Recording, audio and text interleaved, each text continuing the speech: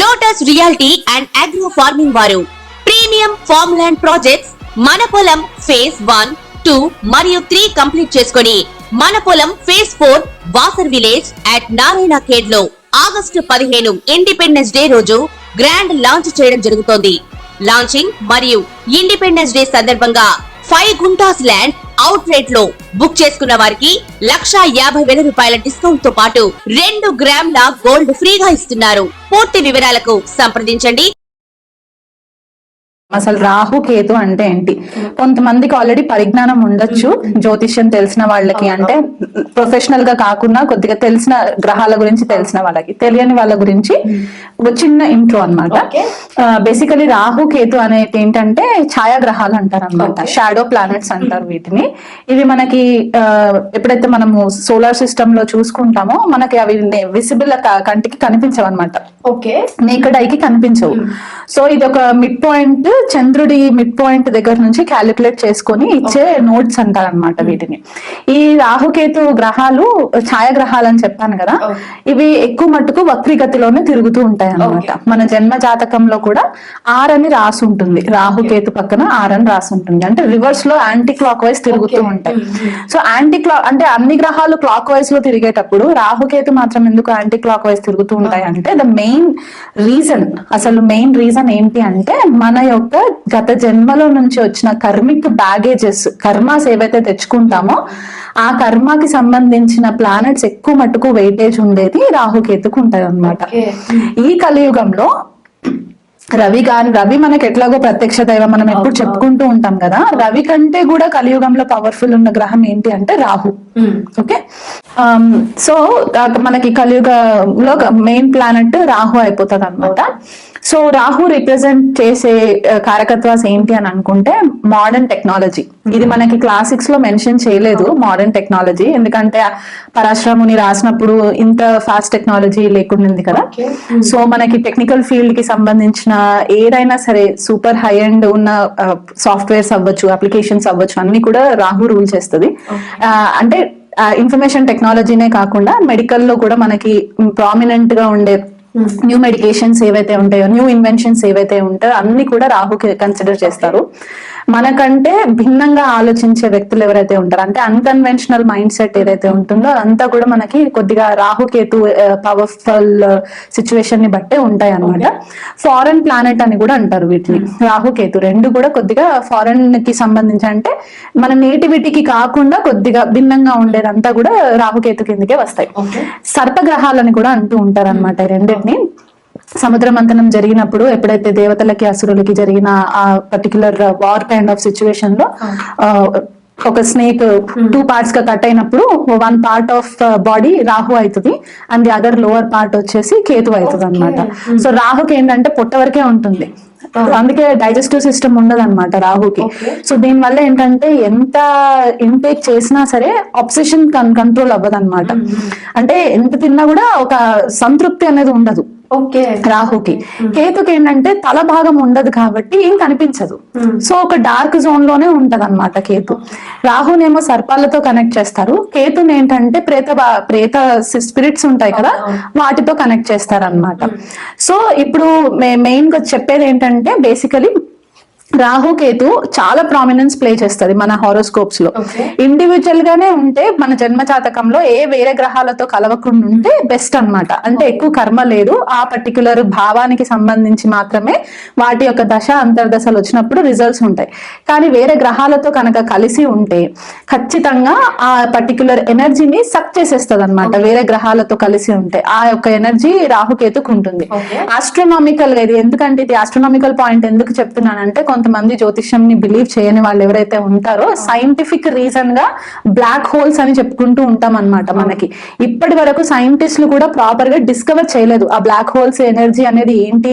అంటే ఒక వాక్యూమ్ లాంటి ఎనర్జీ ఉంటుంది. ఇప్పుడు వాక్యూమ్ క్లీనర్ లో మనం ఎట్లాగైతే సకిన్ చేస్తామో ఈ రాహుకేతు ఎనర్జీ కూడా ఇంచుమించు అట్లాగే ఉంటుంది అనమాట, సకిన్ చేసేసే ఎనర్జీ ఉంటుంది, వామ్ హోల్స్. సో ఇది మెయిన్ ప్రామినెన్స్ అయిపోతుంది. ఎక్కడైతే మన జన్మ జాతకంలో రాహు ప్లేస్మెంట్ ఉంటుందో ఆ రాహు ప్లేస్మెంట్ కి సంబంధించి సంబంధించి మనకి ఈ లైఫ్ లో కర్మస్ కనెక్ట్ అయి ఉంటాయి అన్నమాట. అంటే మనం పాస్ట్ లైఫ్ లో సగంలో వదిలేసి వచ్చిన ఏవైతే బ్యాలెన్స్ ఉంటుందో అదంతా కూడా ఈ జన్మలో క్లియర్ చేసుకోవడానికి రాహు ఎక్కడైతే ఉంటారో అది మనకి సిగ్నిఫికెన్స్ అయిపోతుంది. అదే కేతు ఎక్కడైతే ఉన్నారో ఆల్రెడీ మనం ఆ పర్టిక్యులర్ భావాన్ని మాస్టరీ వచ్చేసింది, అంటే ఒక పిహెచ్డి లెవెల్లో మనం మాస్టరీ సంపాదించేసుకున్నట్టు అనమాట. సో దానిపైన అంత క్యూరియాసిటీ ఉండదు. సో కేతు ఎక్కడైతే రాహు ఉంటుందో అక్కడే ఉంటుంది అనమాట. మనకి టాప్ లెవెల్ పోలీస్ ఆఫీసర్స్ అవ్వచ్చు, పాలిటీషియన్స్ అవ్వచ్చు, లేకపోతే మనకి సినీ ఫీల్డ్ లో క్లిక్ అయ్యే వాళ్ళు, వీళ్ళందరికీ కూడా రాహు చాలా ప్రామినెంట్ గా ఉంటుంది అనమాట. సో ఎక్కడ వెళ్ళినా సరే ఆ కరిస్మా వచ్చేస్తుంది వీళ్ళకి, ఆ స్టామినా, కరిస్మా, కరేజ్ అనేది ఒకటి వచ్చేస్తుంది, ధైర్యం వచ్చేస్తుంది అనమాట. కేతుకు వచ్చేసరికి ఏంటంటే ఎవరి జన్మ జాతకంలో అయినా సరే కేతు చాలా మంచి భావాలలో ఉండి గురువుతో కలిసి ఉన్నా లేకపోతే రవితో కలిసి ఉన్నా ఇట్లాంటి కాంబినేషన్స్ కొద్దిపాటిగా మనకి స్పిరిచువల్ అవేక్నింగ్ కి కూడా ఆధ్యాత్మికమైన దారిలోకి తీసుకెళ్లడానికి పాసిబిలిటీ ఉంటుంది.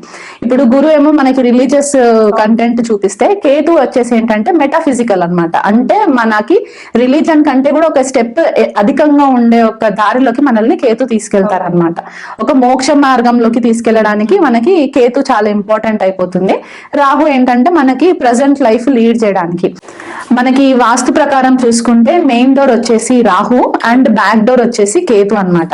సో అందుకే మనకి మెయిన్ గా ఏం చెప్తారంటే మెయిన్ డోర్ దగ్గర ప్రతిరోజు పసుపుతో కడిగి గడపని కడిగి పూజ చేసుకోవాలి అని ఎందుకు చెప్తూ ఉంటారంటే రాహు ఎక్కడైతే స్థిరంగా ఉంటారో అక్కడ నెగిటివ్ ఎనర్జీ ఎక్కువ ఉంటుంది.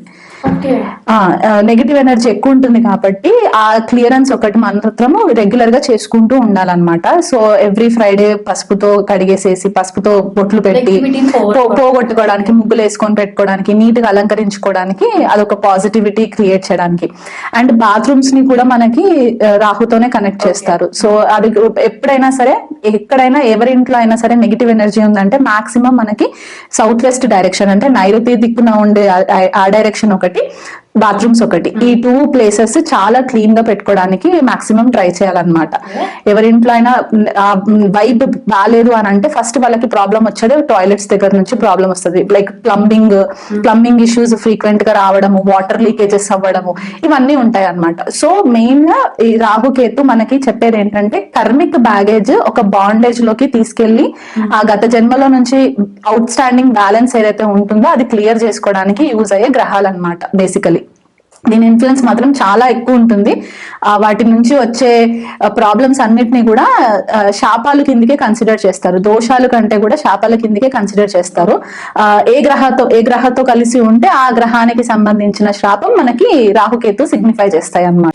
కర్కాటక రాశిలో గనక రాహు కానీ కేతు కానీ ఉంటే రిజల్ట్స్ ఎట్లా ఉంటాయి అంటే, ఫర్ ఎగ్జాంపుల్ రాహు కర్కాటక రాశిలో ఉంటే గత జన్మలో వీళ్ళు ఎమోషన్స్ ని పెద్దగా లెక్క చేయలేదన్నమాట. సో వీళ్ళకి ఈ లైఫ్ కి వచ్చేసరికి ఏంటి అంటే కర్కాటక రాశి మనకి జనరల్ గా మనకి మాతృస్థానంగా చెప్పుకుంటాము. డొమెస్టిక్ పీస్ అంటే ఇంటి వాతావరణానికి సంబంధించిన మనకి మానసిక ప్రశాంతత ఇవన్నీ చెప్పుకుంటాము. And at the same time fixed assets, okay, మనకి స్థిరాస్తులకి కూడా మనకి 4th హౌస్ చాలా ప్రామినెన్స్ అవుతుంది కాబట్టి అదొకటి. అండ్ మన మెంటల్ పీస్, మొరాలిటీ, ఓకే, మన మారల్స్ ఎట్లా ఉన్నాయి అనే ఒక సిగ్నిఫికెన్స్ కూడా ఇక్కడ చూసుకుంటాం కాబట్టి రాహు ఎప్పుడైతే కర్కాటక రాశిలోకి ఎంటర్ అవుతారో అబ్సెషన్ వచ్చేస్తుంది అనమాట. అబ్సెషన్ దేనికి వస్తుందంటే ఇమోషన్స్ కి సంబంధించి అబ్సెషన్. ఎదుటి వాళ్ళని కంట్రోల్ అంటే ఇమోషనల్ గా కంట్రోల్ చేయడం, ఇమోషనల్ గా బ్లాక్ మెయిల్ చేసేయడము, అంటే వీళ్ళకి ఒక ఇన్సెక్యూరిటీ ఫీలింగ్స్ వచ్చేస్తాయి అనమాట.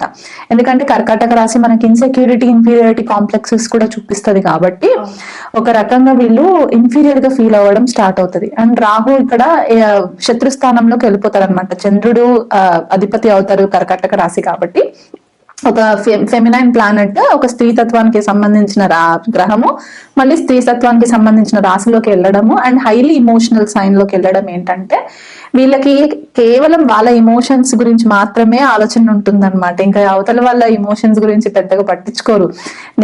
నాకు ఇప్పుడు ఏడుపు వస్తుందంటే నేను అసలు పరిసరాలు ఎట్లా ఉన్నాయో కూడా చూసుకోకుండా ఏడ్చేయడం అన్నమాట. నేను ఏడ్చేస్తాను, నేను ఏడుస్తున్నాను, నన్ను అందరు చూడండి, నన్ను ఓదార్చండి అనే ఒక ఫీలింగ్ లో ఉంటారనమాట. సో ఇది ఎప్పటి వరకు ఉంటుందంటే కనీసం ఒక 42 సంవత్సరాలు వచ్చేంత వరకు ఉంటుంది వీళ్ళకి. 42 years. ఎందుకంటే రాహు 42వ సంవత్సరంకి మెచ్యూరిటీ వస్తుంది అనమాట రాహుకి. వాళ్ళకి, అంటే అప్పటి వరకు కూడా రాహు కర్కాటక రాశిలో ఉండే వాళ్ళకి మెయిన్ లెసన్ ఏంటి అంటే ఎదుటి వాళ్ళ పైన వాళ్ళ యొక్క ఇమోషనల్ డిపెండెన్సీ ఉండకుండా ఇండిపెండెంట్ గా ఇంటెలిజెన్స్ గా ఎమోషనల్ ఇంటెలిజెన్స్ ని వాళ్ళు కంట్రోల్లోకి తీసుకొని రిలేషన్షిప్స్ ని ఎక్కువ హ్యాండిల్ చేయడము, కంట్రోల్ చేయకూడదు, హ్యాండిల్ చేయాలి. కంట్రోల్ చేస్తున్న కొద్దిగా ఏమవుతుందంటే అది ఒక డిసార్డర్ లాగా అయిపోతుందండి, ఒక సైకలాజికల్ డిసార్డర్ లాగా అయిపోతుందండి. అండ్ ఇన్సెక్యూరిటీ పెరిగిపోతుంది, చాలా చీకటి అంటే భయము, ఎవరైనా చుట్టుపక్కల ఎవరు లేకపోతే భయము, ఇలాంటివి. కాకపోతే పాజిటివ్ సైడ్ రాహు కర్కాటక రాశిలో ఉంటే ఏంటంటే ఎక్స్ట్రీమ్లీ ఇంట్యూటివ్ అయిపోతారు అనమాట. ఇంట్యూషన్ అంటే మనకి ముందు జరిగే విషయాలన్నీ తెలిసిపోవడము, వాళ్ళల్లో మెడిటేషన్ చేసుకోవడానికి హెల్ప్ అవ్వడము, అండ్ సైకిక్ మీడియంస్ అంటూ ఉంటారు అనమాట. అంటే వేరే డైమెన్షన్ లో ఉన్న వాళ్ళతోటి త్రూ మైండ్, త్రూ టెలిపోర్టేషన్ త్రూగా మనకి కమ్యూనికేషన్ చేసే ఒక పాసిబిలిటీ ఛానలైజింగ్ చేసుకోవడానికి హెల్ప్ అవుతుంది. మెడికల్ ఫీల్డ్ లో ఉన్న వాళ్ళకి మంచి రిజల్ట్స్ వస్తాయి. ఫార్మాస్యూటికల్ బిజినెస్ లో ఉన్న వాళ్ళకి ఫార్మాస్యూటికల్ సబ్జెక్ట్స్ చదవడానికి కూడా రాహు కర్కాటక రాశిలో చాలా మట్టుకు హెల్ప్ అవుతుంది అనమాట. అండ్ కర్కాటక రాశి మనకి లిక్విడ్ తోటి కనెక్షన్ కూడా ఉంటుంది. అక్కడ ఆశ్లేష నక్షత్రం కూడా ఉంటుంది. అంటే 3 నక్షత్రాలు ఉంటాయి, పునర్వసు, పుష్య, ఆశ్లేష. రకరకాల డిఫరెన్సెస్ మనకి ఉంటాయి అనమాట. కానీ ఆశ్లేషలో రాహు ఉంటే కనుక చాలా ఎక్స్ట్రీమ్లీ మ్యానిపులేటివ్ అయిపోతారు అనమాట. వీళ్ళు మ్యానిపులేటివ్ అయిపోయినప్పుడు ఏంటంటే ఈధర్ వీళ్ళు మ్యానిపులేషన్ చేయడానికి పాసిబిలిటీ ఉంటుంది, లేదా వీళ్ళు ఇమోషనల్ బ్లాక్మెయిల్, ఇమోషనల్ మ్యానిపులేషన్ కి లోన్ అయ్యే ఛాన్సెస్ కూడా ఉంటాయి అన్నమాట. సో ఎప్పుడైనా అలాంటి పరిస్థితులు వస్తున్నాయి అని అనుకుంటే ఒక బౌండరీ గీసుకొని ఆ బౌండరీలో ఉండి అబ్జర్వ్ చేయాలి ఫస్ట్ ఆఫ్ ఆల్. అది వాళ్ళకున్న మెయిన్ లెసన్ అనమాట. థీమ్ ఆఫ్ ద లైఫ్ ఏంటి అంటే ఇది. ఎస్పెషలీ రాహు కర్కాటక రాశిలో ఉండే ఆ దశ అంతర్దశలు వచ్చినప్పుడు కొద్దిగా ఇమోషనల్ టర్మాయిల్ జరిగే సంఘటనలు వీళ్ళ లైఫ్ లో జరిగే ఛాన్సెస్ ఉంటాయి. మదర్ అంటే చాలా ఆబ్సెషన్ పెరిగిపోతుంది, అంటే తల్లితోటి చాలా క్లోజ్నెస్ ఎక్కువ ఉంటుంది అనమాట. అంటే మదర్ ఎలాగైతే వీళ్ళని ప్రేమిస్తారో వాళ్ళ లైఫ్ లో అందరూ అట్లాగే ప్రేమించాలి అనే ఒక మైండ్ సెట్ కూడా ఉండడము ఇది ఒక నెగటివ్ ఆస్పెక్ట్ అనమాట. సో బాటమ్ లైన్ చెప్పేది ఏంటంటే ఎదుటి వాళ్ళ దగ్గర నుంచి ఇమోషనల్ సపోర్ట్ వెతుక్కోకుండా, ఇమోషనల్ డిపెండెన్స్ వెతుక్కోకుండా వీళ్ళ కంట్రోల్లో వీళ్ళు ఉండి వీళ్ళ ఎమోషనల్స్ వీళ్ళు ఛానలైజ్ చేసుకుంటే ఈ ప్లేస్మెంట్ వీళ్ళకి ఫేవరబుల్ రిజల్ట్స్ ఇస్తాయి. అదే కేతు క్యాన్సర్ లో ఉంటే ఏంటంటే గత జన్మలో చాలా ఎమోషనల్ బర్డన్స్ తీసేసుకొని ఈ జన్మలోకి వచ్చేసరికి ఏంటంటే వీళ్ళ డ్యూటీ ఎట్లయిపోతుంది అంటే కేతు కర్కాటక రాశిలో ఉన్న 4th హౌస్ లో పడిన ఈ ఇంటి వాతావరణానికి సంబంధించి వీళ్ళు ఎట్లా ఫీల్ అవుతారంటే నేను ఒక సెక్యూరిటీ గార్డ్ లాగా నా ఇంటి వాతావరణాన్ని నేను కంట్రోల్ చేసుకోవాలి, నేను ప్రొటెక్ట్ చేయాలి, వాళ్ళకి కావాల్సినవన్నీ నేను ఇస్తూ ఉండాలి. ఒక ప్రొవైడర్ అయిపోతారు అనమాట ఇక్కడ కేతు. వాళ్ళకి ఇమోషనల్ నర్చరింగ్ కావాలంటే ఇప్పుడు రాహు ఏంటంటే ఎదుటి వాళ్ళ పైన నిలబడతారు, కేతు కర్కాటక వచ్చేసరికి ఏంటంటే వీళ్ళు ఇవ్వడం అనమాట. సో ఇక్కడ ఇమోషనల్ గా డ్రైన్ అవ్వడం స్టార్ట్ అవుతారు అనమాట. వీళ్ళకి తెలీదు, బౌండరీస్ గీసుకోలేరు అనమాట. వీళ్ళకి ఆల్వేస్ ఇవ్వడమే తెలుసు కాబట్టి ఆ ఇమోషనల్ కంట్రోల్ ఉండకుండా అందరికి వాళ్ళ ఇమోషనల్ సపోర్ట్ చేస్తూ వచ్చేసరికి ఏంటంటే డ్రైన్ అయిపోవడం అనమాట. సో ఒకనొక స్టేజ్ వచ్చేసరికి వీళ్ళకి ఎలాంటి ఆలోచన వస్తుందంటే నేను అందరికి ఇమోషనల్ గా సపోర్ట్ చేస్తున్నాను కదా, నాకెవరు సపోర్ట్ చేస్తారు.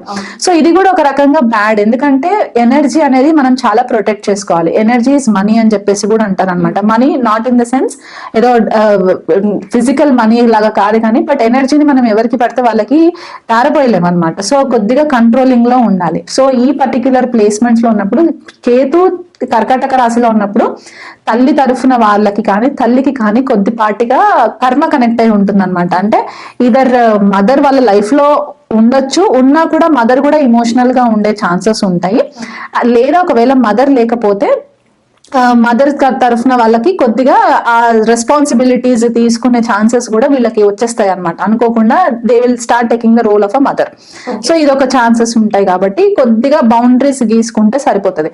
అక్కడ ఆబ్సెషన్ ఉంటుంది, ఇక్కడ ఇవ్వడం ఎక్కువ ఉంటుంది. సో ఈ రెండింటిని మనము బ్యాలెన్స్ చేసుకోవాలి. కాబట్టి జనరల్ గా చంద్రుడికి మెయిన్ మనకి ఎక్కడైతే ఈ గ్రహాలు ఛాయాగ్రహాలు ఉంటాయో అక్కడ ఆ పర్టికులర్ రాశి లార్డ్స్ ని మనము కన్సిడరేషన్ చేసుకుంటే వాళ్ళ యొక్క ఎనర్జీస్ ని టేక్ ఓవర్ చేస్తారు. కాబట్టి చంద్రుడికి ప్రతి సోమవారం రోజు చంద్రోదయం అంటే ఈవినింగ్స్ మనకి ఉంటది కదా, ఆ టైంలో చంద్రాష్టకం చదువుకోవడము, దుర్గా సప్తశతి చదువుకోవడము, రాహుకి మండేస్ ఉపవాసాలు ఉండడము, ఎస్పెషల్లీ ఈ పర్టిక్యులర్ ప్లేస్మెంట్స్ కి చంద్రగాయత్రి మంత్రం చాంటింగ్ చేసుకోవడము, అండ్ సర్పదేవతలకి పాలు పోయడం. ఎందుకంటే మెయిన్ కర్కాటక రాశి మిల్క్ తోటి కూడా మనం కనెక్ట్ చేస్తాం కాబట్టి రాహు కేతుకి సంబంధించి మండేస్ పాము పుట్టలు దగ్గరలో ఉన్న పాము పుట్టలు లేకపోతే సర్ప విగ్రహాలు ఉన్నా సరే వాళ్ళకి అక్కడ వెళ్ళి పాలు పోసేసి తెల్ల పుష్పాలు సమర్పించుకుంటే కూడా వీళ్ళకి కొద్దిపాటిగా రిలీఫ్ ఉంటుంది.